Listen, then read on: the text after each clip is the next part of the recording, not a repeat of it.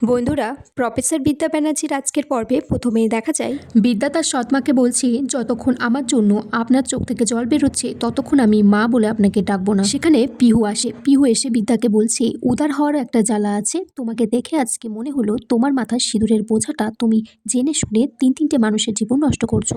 বিদ্যা তখন বলছে, তিনটে মানুষের জীবনের থেকে 3 লক্ষ ছাত্রছাত্রীর জীবনের মূল্য অনেক বেশি কাকিমা। কিন্তু এই ধরনের কথাবার্তা এনারা বুঝবেন না। এদের পিটুইটারি গ্ল্যান্ডে বোধ হয় শুধুমাত্র টাকার কথা আছে, কোনো অনুভূতি নেই। বিদ্যার কাকা তারপর কাশ্যপকে বলছে যে এ তো রীতিমতো হুমকি দিয়ে যাচ্ছে।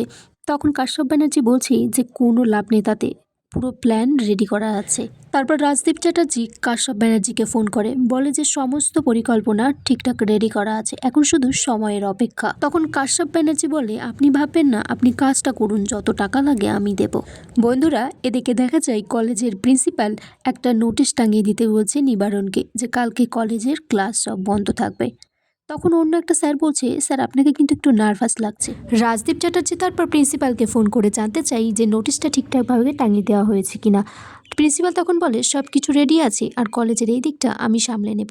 রাজদীপ চ্যাটার্জি তখন বলে, আপনি কলেজেই থাকবেন, কোনো অসুবিধা হবে না, ঝড় তো উঠবে কালকে কলেজের পাশের জমিতে। কথাগুলো প্রফেসর এসপি শুনে ফেলে। তখন প্রিন্সিপাল স্যার বলে, আচ্ছা প্রফেসর এসপি চলুন, আপনাকে আমি ড্রপ করে দিই। এদিকে আরেকটা ম্যাডাম কথাগুলো শুনে সে বিদ্যা ব্যানার্জিকে ফোন করে, কিন্তু ফোনটা ভাগুনের মা ধরে, মানে বিদ্যার সৎ মা। তখন বলছে, প্রফেসর বিবি, কালকে কলেজ অফ থাকবে, আমার মনে হয় আপনার বিরুদ্ধে বড় ষড়যন্ত্র করা হচ্ছে। নিবারণ তখন হঠাৎ করে পিছন থেকে চলে আসে। তখন ম্যামটি বলছে যে আজকে আমার কিছু খাতা দেখার ছিল আর একটা স্পেশাল ক্লাস ছিল, তাই আমি কলেজে এসেছি, আমি বেরিয়ে যাচ্ছি। এদিকে বিদ্যার সৎমা বলছে, কেউ ফোন করেনি, ওই একটা স্টুডেন্ট ফোন করেছিল, আমি ফোনটা রেখে দিয়েছি, কোনো অসুবিধা নেই।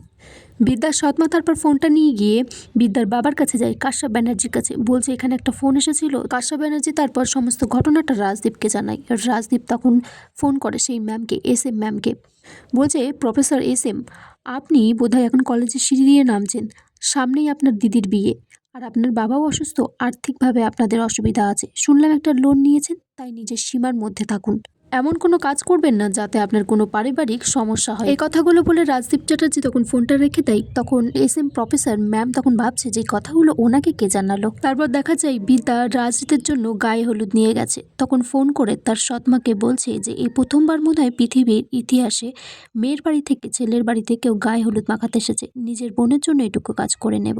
তখন পাশ থেকে কতগুলো মেয়ে বিদ্যাকে বলছে যে রিত তোমার শীতেতে সিঁদুর পরিয়েছিল, তোমার একবারও কি কুণ্ঠাবোধ হচ্ছে না? ছেলেটার জন্য খারাপ লাগছে না? এই ছেলেটাকেই নিজের বাড়িতে নিয়ে গিয়ে নিজের বোনের সাথে বিয়ে দিচ্ছ।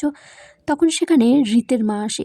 রিতের মা বিদ্যাকে বলছে, আর যাই হোক, এই ব্যাপারে কিন্তু আমি রিতের সাথে একমত। এই ব্যাপারে আমি রিতের সাথে একমত। বৌমা হিসেবে তোমাকে কিন্তু আমার বেশ লেগেছিল।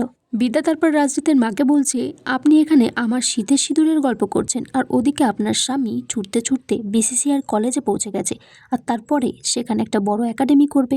বিদ্যা তারপর রাজদীপকে হলুদ মাখাতে গেলে রাজদীপ বলছে, এখানে গল্পে নায়ক আর নায়িকার শেষমেশ মিল হবেই। তখন বিদ্যাকে বলে যে আমি নায়ক আর তুমি নায়িকা।